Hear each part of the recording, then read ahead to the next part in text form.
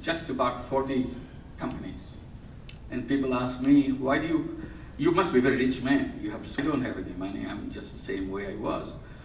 How come you don't have money? I said, I don't own any of these companies. So that became a big issue. Why do you create a company if you don't own it? Then I started asking myself, why did I do that? So, focused on solving the problem, I didn't think about owning or something. So I said, maybe this is one piece which is missing in the whole structure of economics. Because then I started looking at what the theoretical structure of economics is in a capitalist system.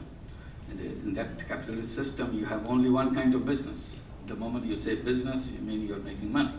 Otherwise, it has no meaning if you're not making money. So that's why when I use the word commercial, I try to quickly put the quote unquote, I said this is commercial meaning something else. So it's just simple selfish being. They're also selfless being too at the same time. There's selfishness and also there's selflessness.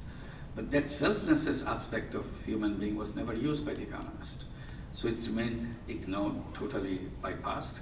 So we have an entire structure based on only one element, selfishness. So why don't we create business on the basis of selflessness? And that would something to be interpreted like, in a selfish business, everything is for me, nothing for others. So in a selfless business, it will be the other way. Everything is for others, nothing for me. And every human being can do both. We can do business to make money, at the same time we can do business to solve problems. And immediately it becomes something very powerful because I get personally involved in it.